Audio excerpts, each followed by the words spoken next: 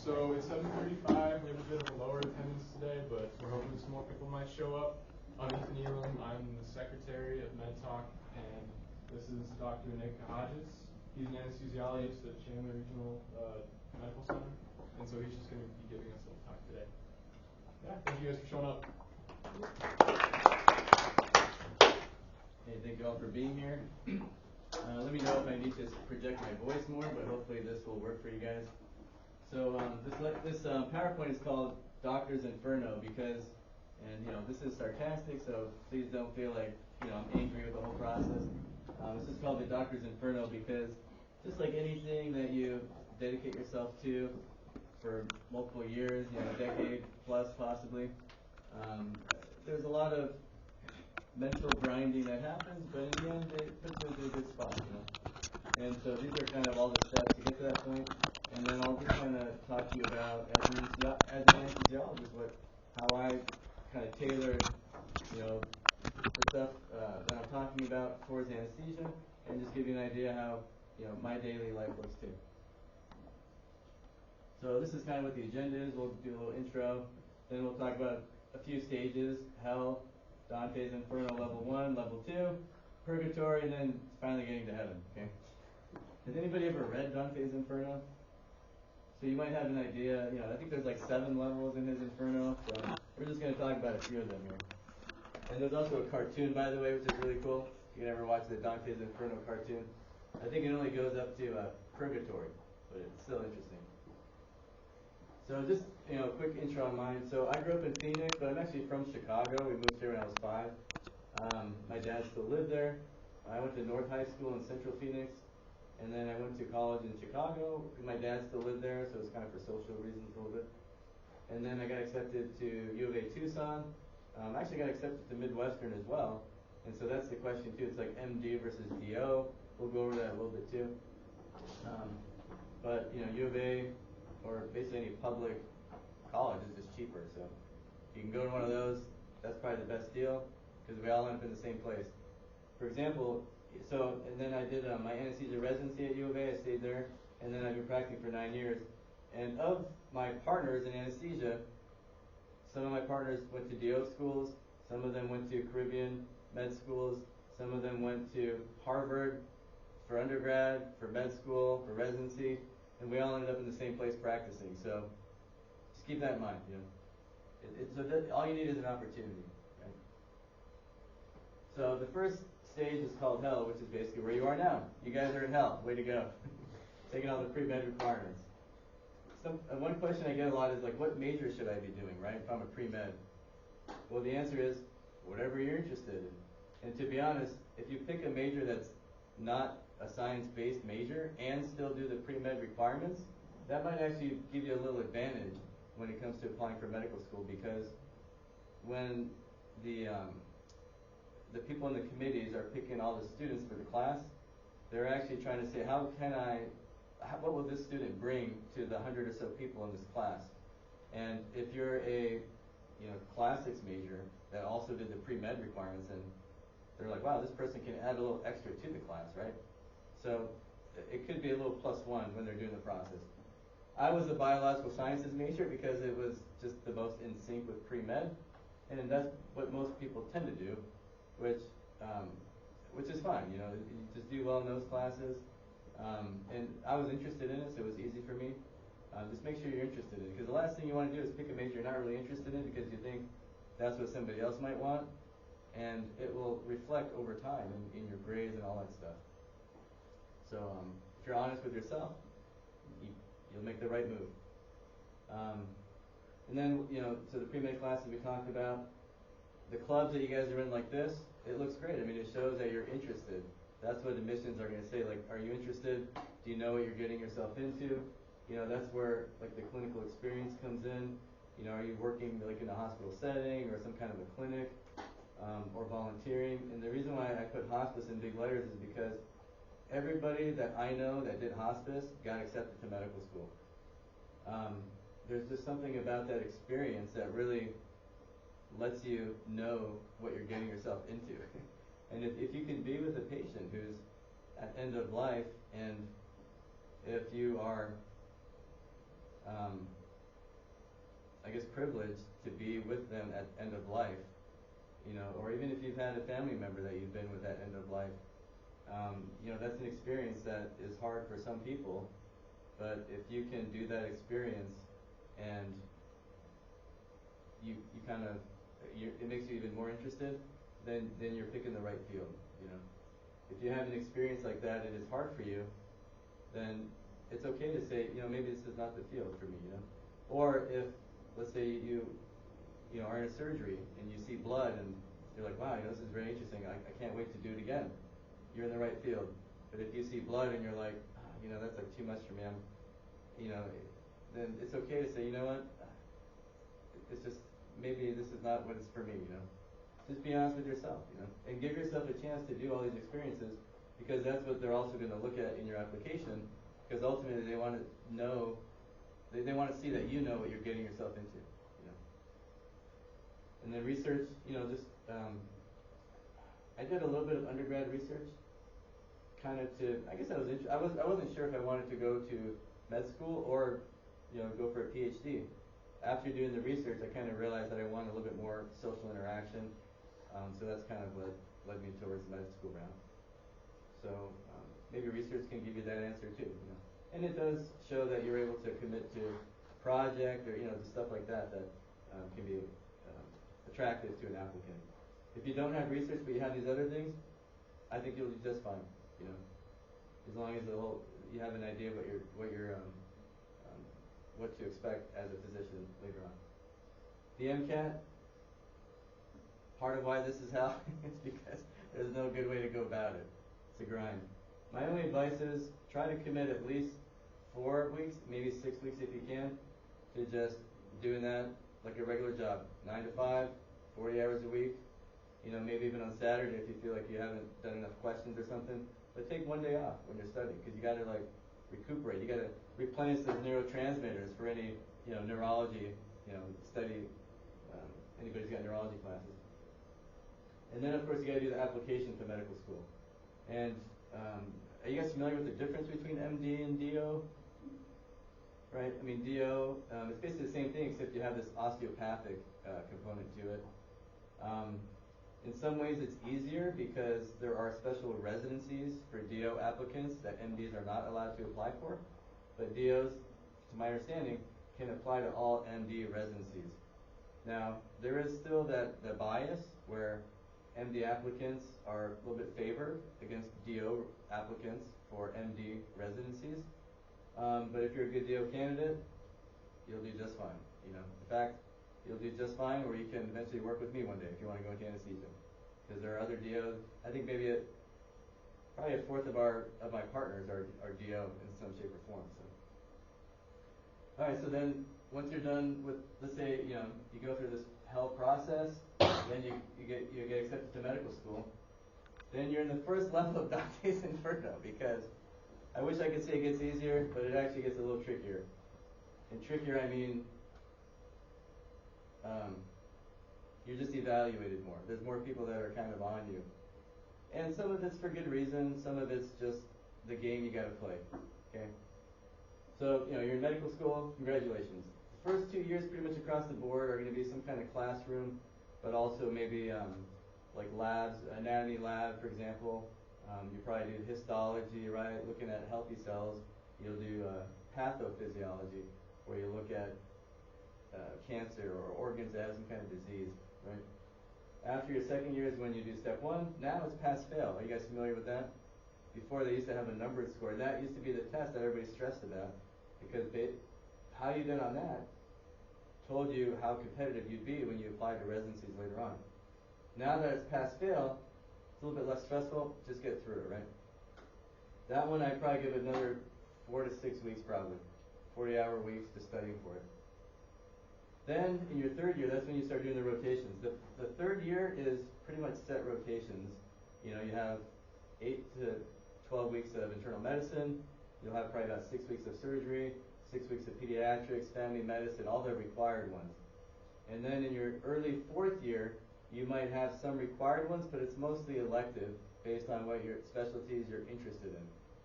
So for example, if you want to do orthopedic surgery, That's not a required one, so you should probably do that early in your 4th year, because that will be the first experience you'll get of it, unless you did some shadowing earlier or something. Another thing I need to point out is in your 3rd year, when you do like the 12 weeks of medicine, 6 weeks of surgery, at the end of those, you're going to have these things called the shelf exams. And the shelf exams are basically the knowledge of that specialty. You know, you have an exam on what did you learn the required things in surgery. And there's books that they'll give you that will help kind of let you know what you need to know, even if you don't actually see it during your 6 weeks of surgery or 12 weeks of medicine. You might not have seen a patient with, COPD, for example, on your internal medicine. And the best way to approach that 3rd year, and you probably won't remember this, but keep it in the back of your mind somewhere. Approach every 3rd year rotation like you might be doing that for the rest of your life. So internal medicine, you're like, I'm not interested in internal medicine, but have you ever done it? I mean, really go in there saying, maybe I could do it, because that will actually help you prepare for the shelves the best too. Because if you're focused on the wards, you're asking questions, you see an interesting you see a patient and you're actually interested. You're like, hey, let me look up, whatever disease process you could think of. Kaposi's sarcoma, if you see that, for example. So yeah, that's kind of the trick the 3rd year. Give yourself a chance to like that specialty and maybe do it, and then you'll be prepared for the shelf exam. And then the shelf exams, at least in Tucson, were pass-fail honors. So if you can potentially honor those, that also looks good when you're applying for residencies later on. Like it could actually affect things. 4th year electives, away rotations, there's some strategy with scheduling those kind of early as well. Away rotations are also kind of like impromptu interviews, right? So if there's a program that you want to go to, possibly as a resident, do an away rotation there. You should definitely do it in state. University of Arizona has like an anesthesia program. Mayo actually has one too, an anesthesia residency. So if you can do away rotations at both of those, that would.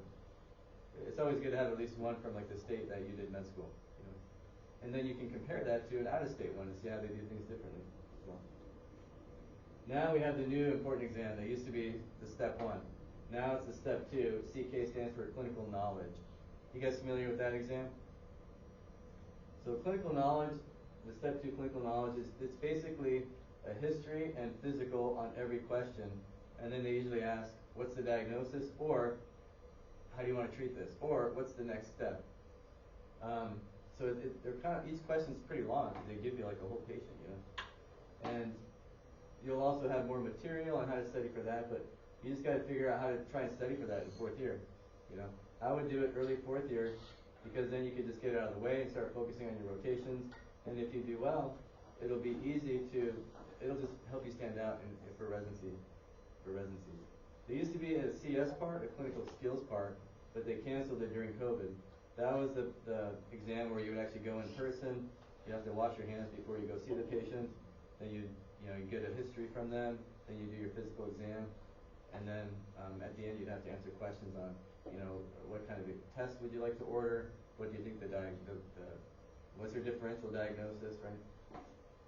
They canceled that due to COVID, and probably a good thing, because I don't know, it just seemed like it was extra money to try to get stuff from you. I mean, you're going to be practicing history and physicals weekly in medical school, okay? At least the first 2 years, and then in the 3rd year, you're going to do it multiple patients a day, on your rotation. So it's kind of an excessive test. A lot of people complain that it was like a money grab. So just be grateful that you don't have to pay $1,000 to do that anymore. Then you get to apply to residency, and there's this whole online application form. How many places do you apply to? I applied to 10 and interviewed at 8. So it just, maybe it's based on what score you get on step 2 CK, but you'll just kind of get an idea from that. Some specialties are more competitive, so you might apply to like 30 plus residencies potentially. Just depends on what you're interested in. Congratulations, you got into residency. Now you're in Dante's Inferno level 2. And the reason why this is probably the biggest grind is because you're going to be working possibly 78 hours a week, maybe even more. And even though you're supposed to be capped at 80 hours, some programs are just, there might be a good experience and you're on your 80th hour, but you haven't seen this type of case before. So you might go check it out, you know, like under the table. But they do try to, maybe if you stayed late one week, then the next week they'll cut it down, you know. They should be around 8 hours max. You know, you'll be taking call for the first time.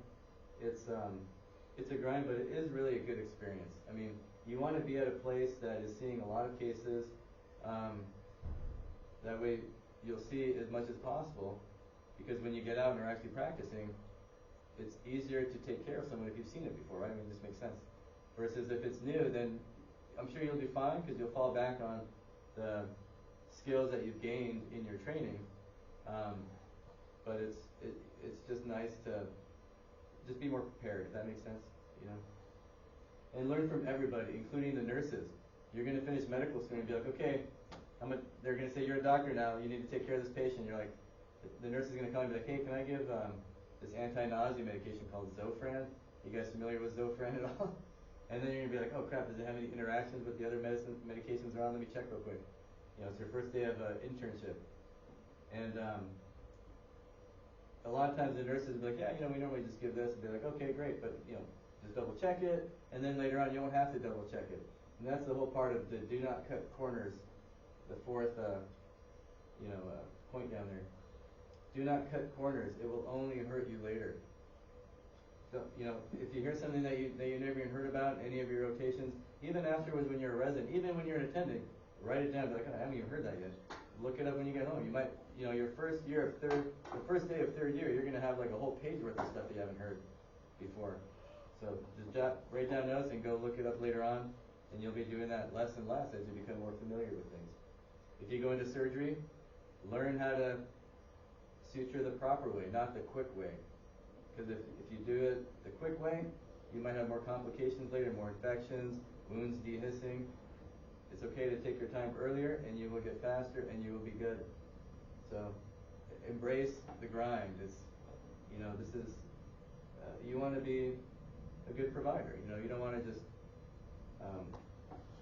you know, make money and not have good outcomes, right? They're going to have the best outcomes. And there's going to be a lot of, you're going to be using your instincts when you finally get out there.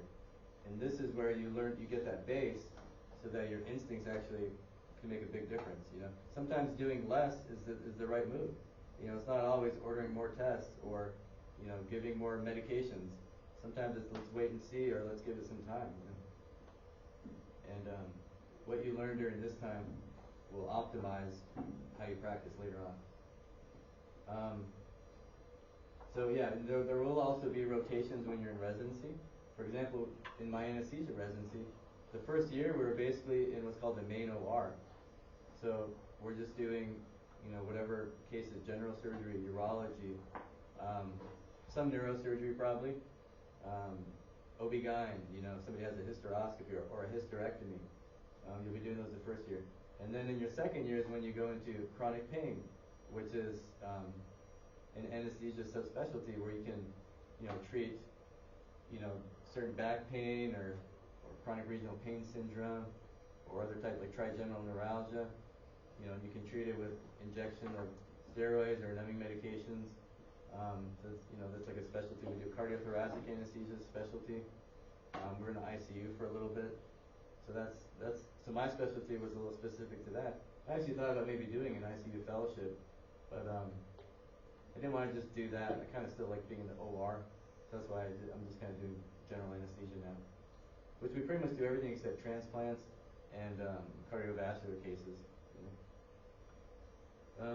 You'll be making money for the first time. Congratulations! You're not just collecting loans or paying tuition. You're actually making money in residency. But because it's so many hours, it's about minimum wage. So just embrace it. That's the way love goes sometimes. You do still have to take some exams, but it's basically preparing you for the final board exam. They're called in-training exams. They usually take them once a year. Those are all written, but you'll practice for the oral boards depending on your specialty. In anesthesia, we still have an oral board as well. So at the end of anesthesia residency, we all take the written exam, which is similar to the in-trainings that we've taken. And once you pass that, then you can sign up for your oral boards. And you know, the way it works in anesthesia, you have two case scenarios. each case scenario, you start with the first case scenario and you have two examiners, and they'll just kind of ask you questions based on it. So, there's certain ways to prepare for that. And then you have the second examiner, and there's always a good cop and a bad cop, like in each of these. So the good cop might try to encourage you, be like, oh, what would you do here? And then you give your answer, and they're like, okay. And then they'll give you a mark or whatever, how they're scoring it. And then the bad guy could be like, the bad cop would say, so, are you concerned about that? And you'd be like, or what are you concerned about? Like, well, I guess, they could get sedated, or they could maybe have a fall potentially if they're sedated. And then they're like, well, what are the benefits of doing, this treatment or whatever? And they can be like, well, you kind of want them to be sedated. So it's kind of like, they're just trying to get under your skin. Which, if you think about it, many specialties are kind of high focus specialties, and you have to be able to remain calm and collected in some difficult situations. And so my theory is that might be why there's a bad cop, just make sure that you can handle that pressure, still give a logical answer, and not just be like, I don't know, or something like that. Because if a patient's, if they're in anaphylactic shock or something, right? It could be an open abdomen case, maybe someone's getting a bowel resection, and all of a sudden, you didn't know it, but let's say they're allergic to latex. The surgeons have latex gloves. All of a sudden, their blood pressure drops, their heart rate shoots up, or their heart rate could drop too, just depending on, there's a bunch of reflexes you have in your body. What are you going to do? Are you going to be able to fix it immediately, or are you going to be like, freeze, So, the good news is, 3 years of anesthesia training plus the 1 intern year is 4. In those 3 years of anesthesia training, you'll have plenty of opportunities for your colon to go like this, and for you to just learn how to think quickly on your feet. So then, once you're kind of towards the end of residency, and you feel like, for the last 6 months to a year, my attendings have kind of let me do my own thing. I've just kind of called them if I needed them. Now you're pretty much ready to start applying for jobs, right? Or you can start your own practice, or you can do a fellowship. There's a few options here. So once you finish residency, then you go into what I call purgatory, because you're done with the very difficult part, and now you're kind of in this unsure, but still mostly figured out, but still figuring a little bit out. So you're in your first job, congrats. You started your own practice, or you joined a group, or I guess if you did fellowship, I'd still call that purgatory, because you're still kind of, it's not as demanding as residency as far as the hours and stuff go. And you get to learn something you're really interested in.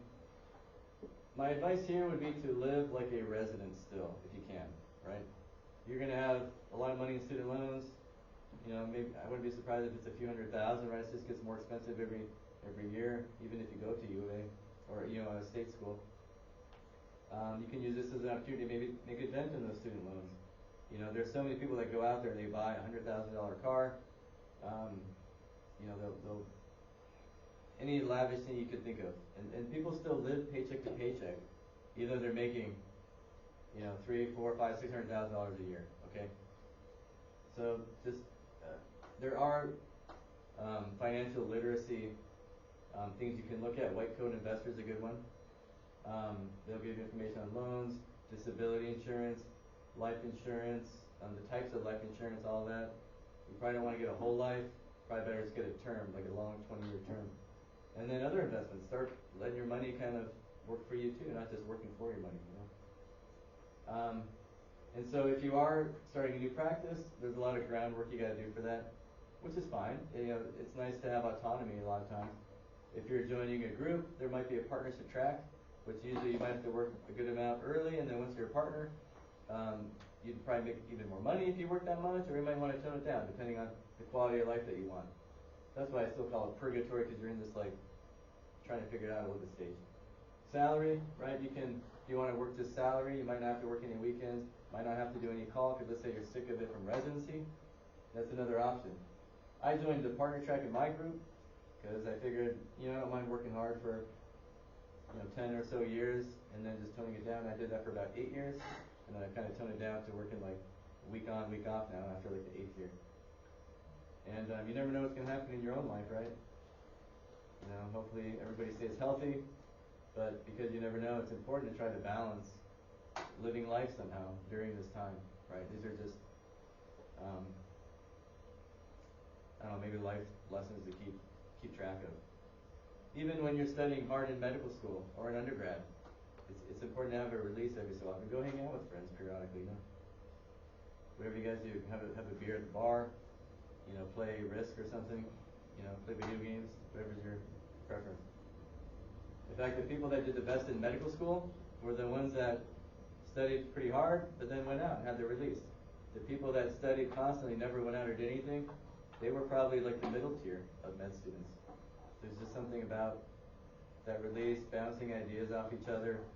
I remember when I was studying for step 2, clinical knowledge, one of the friends I was working with wanted to do medicine and then cardiology. So whenever the cardiology questions were coming up, I was always asking him. And whenever the anesthesia questions came up, I was helping him on those, you know. We had another guy that was interested in ortho.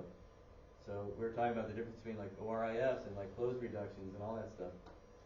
So yeah, you know, take advantage of your guys' the knowledge that you've gained. Sometimes as a pre-med, it feels like you're competing against your classmates, especially if exams are on a curve. I know that's like the tendency, but try to fight it a little bit, because you actually do better studying in groups, you know. Because it's hard to know everything, you know. You might know 95%, but this person might have that little 5% that just, wow, yeah, I never really understood that. Thanks for, that makes sense the way you explained it. In med school, it's even more tight-knit. There's less like of that competition in undergrad. So hopefully that's reassuring. At least in Tucson it was like that. It was more cohesive. Congratulations, you made it to heaven. So now this is when you've made partner. You know, if you start a new practice, it's kind of on autopilot.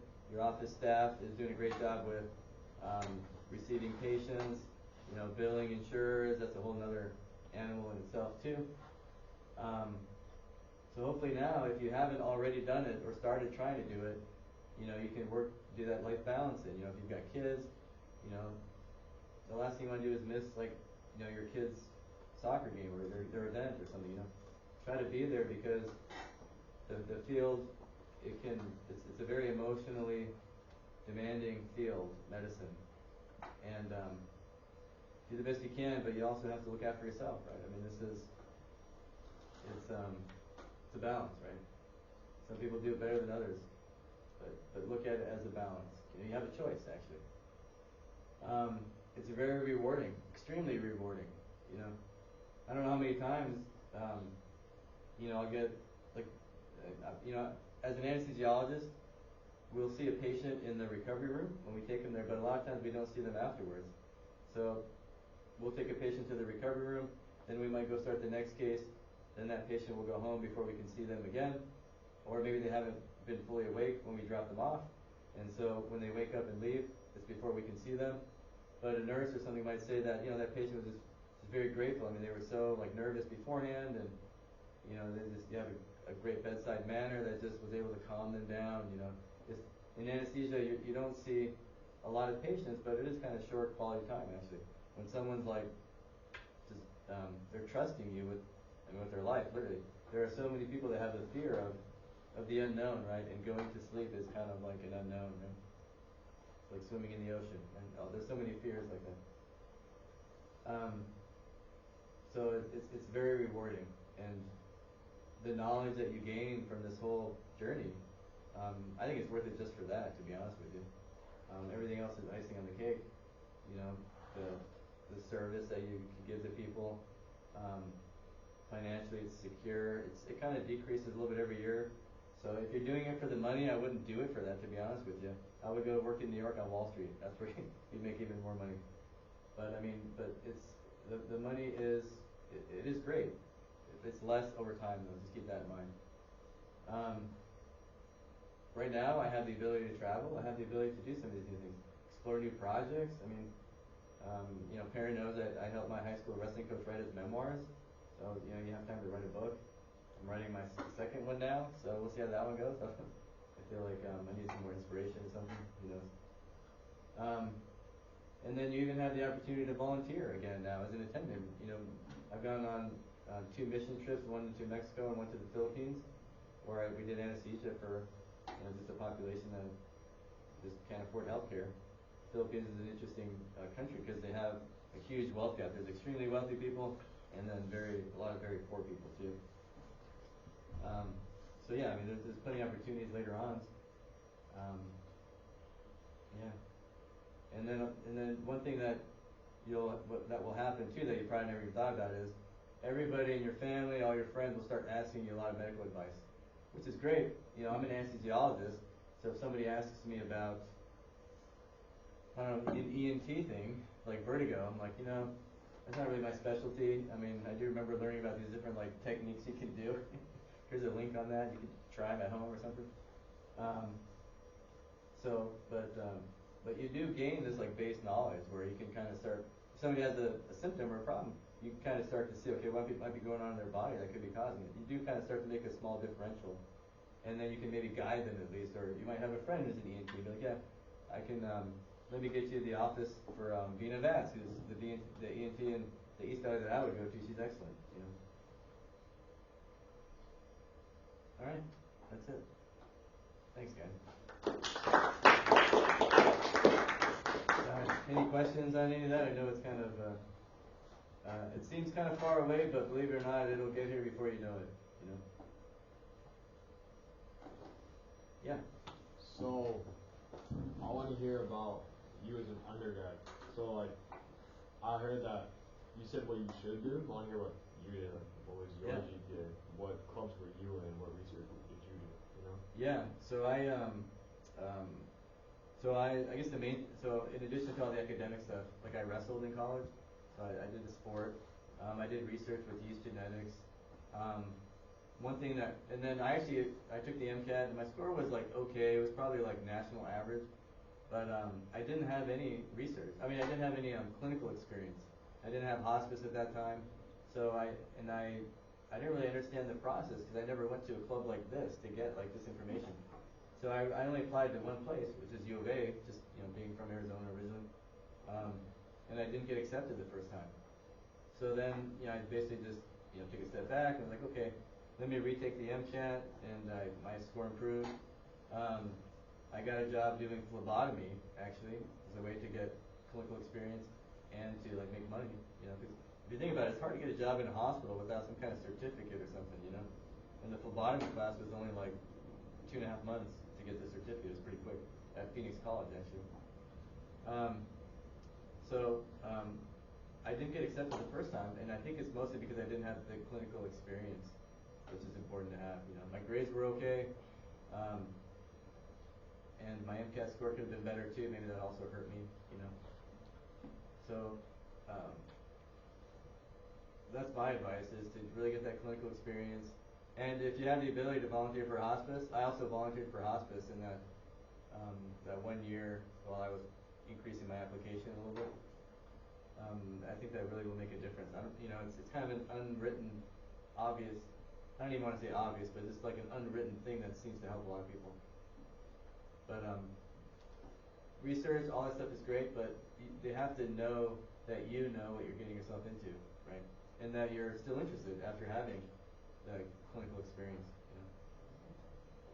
So that was for undergrad, And then as far as studying, I mean that was like for extracurricular stuff. As far as studying, I had a few study partners. Like we weren't competitive at all. Everybody else around us was competitive. I mean, University of Chicago. I joke and tell everybody that I aged 10 years mentally there in the 4 years I was there because it was such a grind, and maybe 3 years physically because it was so cold and it preserved me. But there was a group of like 3 or 4 of us that we would just get together for. You guys were talking about physics. I can remember right now just like studying physics with those guys, And they had strengths on some things, I had strengths in others, and we just complemented each other. But we had like some of our exams, like the average was like 27 out of 100. It's ridiculous. And they would do a curve on that, So if you got a 35 on it, you're like 1 standard deviation above the curve. You're doing great, Kind of a weird thought process. Hopefully that gives you some insight on that. Yeah. Thank you. Yeah. Did you go in knowing that you wanted to do anesthesiology, or is that something you determined in med school? So before med school, I knew I wanted to do something with sciences.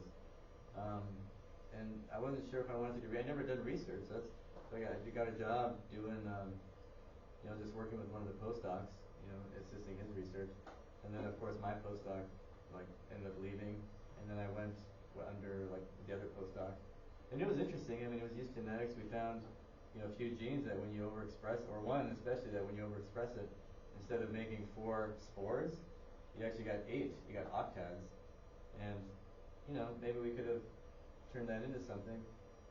Male infertility. There's really only one process in the human body that undergoes meiosis, and that's spermatogenesis. So hey, maybe there's, that being able to increase that gene's expression could maybe lead to, some treatments one day. But I didn't even really understand what I was doing at that time, and I think I didn't understand that potential application of it. And I don't know. I think I just like more of a social interaction versus being in the lab a lot of the time. So that's what kind of inspired me to actually go the med school route. Yeah. And then in med school, I was kind of between emergency or anesthesia, because I like the idea that you can do procedures. You're kind of thinking quickly on your feet. In my surgery rotation, I don't know, maybe I wasn't as interested in anatomy as I was in physiology. Sometimes in surgery, you're kind of in this position for 6 hours. Just didn't seem that interesting. I kind of like moving around more, And then I finally did a rotation in anesthesia. I just really loved it. The people in the program in Tucson were excellent. I'm friends with a bunch of them today, and it just felt good. It was very interesting doing this stuff, and it's different every day. Every patient's different, I mean, you kind of have your same approach to it, and then you just make little variations, based on the individual or the procedure, So I kind of gravitated towards that. Yeah. So during anesthesia, you get to see a lot of different types of surgeries. So what are some of your favorite types of surgeries to do anesthesia for? Well, I mean, the quick answer is the procedure that has very low stress to it. So, for example, if someone's there's a lot of times in anesthesia we'll have to intubate someone afterwards, right? You guys familiar with intubations and what those are? Or if you're not sure about them, it's okay. There's no dumb questions here because you guys are all learning all these things. But for a lot of surgeries, the patient has to be paralyzed. So you give them a muscle relaxant. And so then you have to put in a breathing tube so you can control their own breathing during those. Otherwise, their oxygen levels will drop and eventually they'll go into organ failure, right? So we put in a breathing tube to make sure they're oxygenating, they're ventilating properly, and it's even though you have the way of doing anesthesia, it's impossible for it to be perfect every time, because think about it. You have a breathing tube in someone's trachea. They're waking up, they're starting to breathe. That's very stimulating, right? So there are ways of making them comfortable so that they can tolerate the tube in there, but to do it in a way where they're comfortable but kind of waking up quickly in recovery so that they can kind of go home, get some eat, whatever. It just takes a little bit of strategy, and I just feel, and especially if someone's young, they just are even more stimulated by a tube being in there. And it's fine, they'll just kind of cough a little bit when they wake up, but even just that little bit, I'm like, the person it wasn't like a perfect anesthetic. So I guess my answer to your question is, in anesthetic where I don't have to put in a breathing tube, I just kind of like those more. I just feel like they're smooth. Patients tend to just be more comfortable even when they wake up, they're not coughing as much. So as far as just, what makes life easier, that probably, But as far as interesting case, we did a pheochromocytoma maybe a month ago. There were actually 2 in a row. There were 3 in 2 days, but the surgeon requested me to do those with her because they're kind of complicated cases, and I don't know, I had a rapport with her. It's pretty cool, when you're doing good work that it's recognized in that sense. And do you guys know what a pheochromocytoma is? So a pheochromocytoma is like a tumor that's on your adrenal gland, and your adrenal gland sits above your kidney. And in your adrenal glands, there's a few cell layers. One cell layer will make all your glucocorticoids, so like your cortisol, prednisone derivatives kind of stuff. Another cell will make your mineralocorticoids, like your aldosterone, stuff like that helps your resorb like sodium in your kidneys. If you're really dehydrated, your body will start making a lot of aldosterone. And then the other one is called the adrenal medulla, the third layer. That will actually make epinephrine and derivatives of epinephrine. And a pheochromocytoma is a tumor of that adrenal medulla part. And whenever you just are touching it surgically, you're trying to resect it, and you're manipulating it, it can release a bunch of epinephrine in someone's bloodstream. And you can actually, their blood pressure might be 120 over 80, and then, no joke, 10 seconds later, it's 220 over 140. So it's kind of it's an interesting case because there's certain medications that you can do to kind of make someone's blood pressure drop. And so you try and time it kind of as the adrenal glands being manipulated. And normally we have a blood pressure cuff on. You can do an extra monitor in their artery, actually put a line in their artery to monitor their blood pressure every second as opposed to every few minutes with the blood pressure cuff just to get tighter control. And so you don't see those cases every day, but they're pretty interesting. They're pretty involved, and and that's another reason why I like anesthesia, because you can instantly see something and instantly see a change. So you can instantly see someone's blood pressure spike and instantly treat it.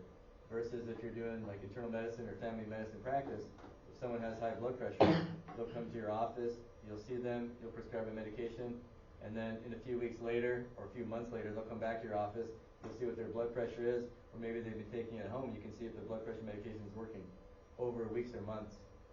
I think I don't know, maybe I'm maybe a little bit of an adrenaline junkie myself or something. I kind of like seeing more instant results versus seeing results over months. It just was less interesting for me. Thank you for the question. Yeah. So when I guess in your case, you started your partner track. It was an Inferno level 2. Yeah. What was that like for you to start that track? Or what are some things like you liked? The purgatory? Yeah. So, for Purgatory Part 2. So Dante's Inferno level 2 was residency. Once you're done with residency, then you're working in some shape or form. Are you asking about the residency part or the working? Or no, sorry, the Purgatory. Purgatory, okay. So when we started the partnership tracks, to be honest, it was hard work, but it was actually a little easier for me compared to the other 6 partners that started at the same time. Because the program in Tucson, the residency where I went to, we were probably the top 90th percentile for the amount of cases we did, the amount of hours we were working. So I felt like used to that level, and also I was comfortable with, I'd seen a bunch of stuff, every now and then I would still go to a partner and be like, hey, how would you this is what I would do, would you do something similar in this case? And they would confirm it, or maybe being at a new hospital, maybe they just kind of are used to something a little different with their anesthetic type or something. So maybe I would adjust that, but I feel like it was probably purgatory for me because there's still a lot of hours, but it could have even been like Dante's Inferno level 3 for some people who went to, maybe their residency was like a level 1 or something, as far as maybe they might have only worked 40 hours a week. Some residencies are like that, you can still get great training. Maybe they're more efficient with how they put you into strategic cases, like Mayo Clinic, for example. The Mayo program, not here, but in Rochester, Minnesota, I think they work maybe 40 to 50 hours a week, and they strategically put you into, a variety of cases so you can still be prepared and see a bunch of stuff. Maybe that's a better program, if you find something like that, as far as work-life balance goes. Yeah. But you'll notice when you start applying for residencies, stuff like that, or med school even, depending on your relationship status, a lot of times you'll pick programs based on what makes sense for you socially, because a lot of programs are all good, right? It's what you make of it. You just need the opportunity. Just like I was talking about with colleagues who, went to DO schools, went to the Caribbean, went to state schools, whatever, versus Harvard, for example. As long as you have the opportunity. So do you really need so you end up picking places based on social reasons a lot of times too. for my partnership track, it was a 2.5-year partnership track, and we were working pretty hard. I'd say probably, maybe 65 to 70 hours a week. And I just came from working probably 70 hours in Tucson. But we had 10 weeks off, when I was in my partnership track, versus I only had 4 weeks off in Tucson. So that, almost 1 week a month, right? That's not too bad. So that's why I felt like it was a grind. Plus, my wife she was in Tucson. She's a pharmacist, so she was doing her last year of pharmacy school when I started working up here. She was in Tucson, so because we were kind of long distance, it actually made the working a lot here wasn't as bad, because she's down in Tucson anyways. I can't really be at home anyways. And then the second year of my 2.5 years, she was in Oklahoma City doing a pharmacy residency. She did a 1-year residency.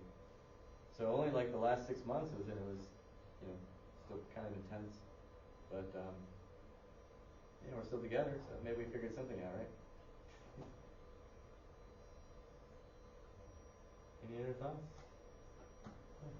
RJ. So how is your work-life balance once you're out of residency, after your first couple of years or so? Yeah, so once you're done with residency and you start working, you can turn it into whatever you want. I did the partnership track, so I ended up having more work and less life balance during that time. You can do like a salaried position where it's no nights or no weekends. I mean, our group has that position as well. So you might be done by 3 to 5 p.m. every day, and you're not working any weekends. So you could be home for dinner every night. You could do it every weekend. You can do something with the family, So you just tend to have more work-life balance in that situation. And then you can have as many weeks off. Usually with our group, you can tell them, I want to work 26 weeks, and then you have the other 26 weeks off. 1 week on, 1 week off, however you want to do it. 2 on, 2 off. I'm down to 26 weeks now, and I usually it's either, and it varies between 1 week on, 1 week off, or like 2 weeks on, 2 weeks off. So I did probably about 8. What I did for my partnership track, I basically kept that for another 4.5 years, 4.5 years, until about the 8-year mark, 5.5 years, and then that's when I decided to just decrease it a little bit. And so now I'm a wrestling coach at North High School. Kind of going back to my roots. The season just started Monday, so I'm kind of fatigued right now. So if I sound like my voice is a little tired, it's probably from that. My whole body's sore, but hey, that's the beauty of it. It's like another grind, right? One of the many life grinds. And hopefully might be by the end of this week, I won't be as sore anymore. But as you get older, that lasts longer. It might take 2 weeks for the soreness to go away. We'll see. But yeah, there's one slide in here, explore new projects or volunteer again, all that stuff. We all have we're constantly evaluating our lives, right? We're constantly saying, hey, am I bringing value? Do I have, what purpose do I have? Well, I think stuff like this, having a project or volunteering, serving in some shape or form is part of that answer when you're, getting into your 40s, 50s. How many people right now are struggling with that because they just don't know how to keep busy even, or just be involved with something or passing knowledge on to the next group, that's coming through. Whether it be wrestling or for the med school process, I don't know. There's something rewarding about that too. There's something rewarding about being in healthcare, but there's something also rewarding about teaching in some shape or form. So I really enjoy coming here. This is relaxing for me. Hopefully you guys are enjoying it too.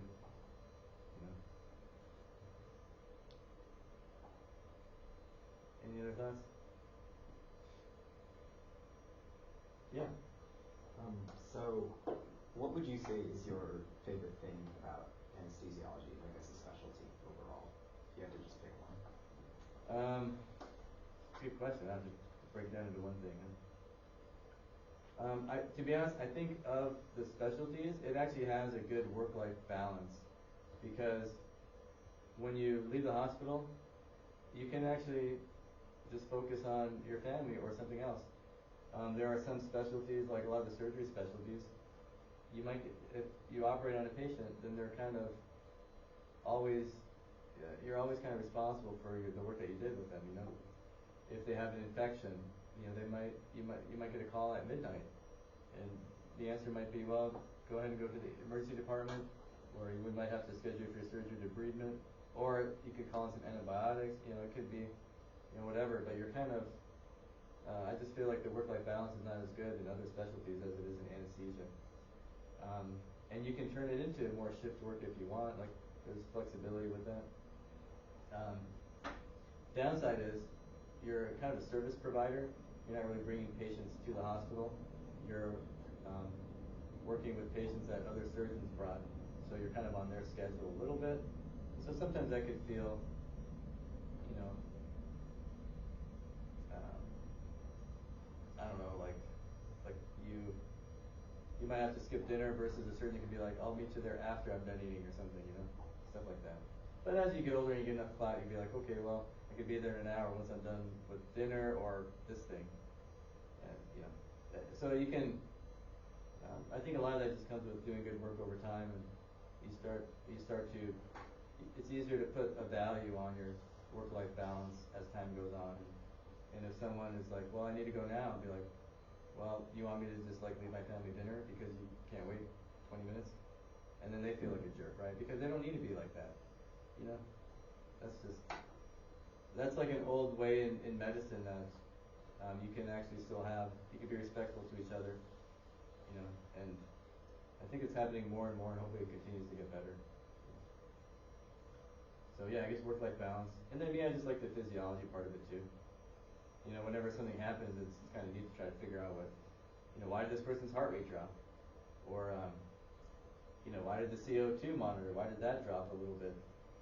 And you'd be surprised, like some people,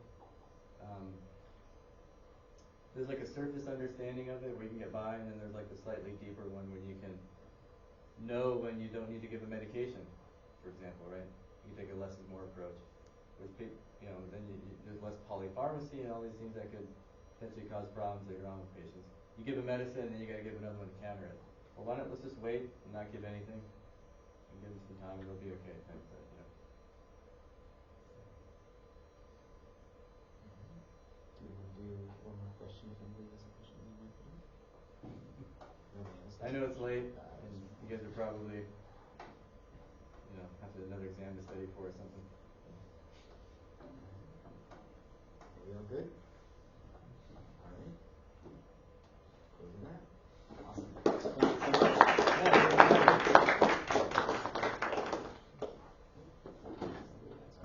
Thanks so much for coming, everybody. I know this was like a kind of last minute, very late notice meeting, so thank you to everybody who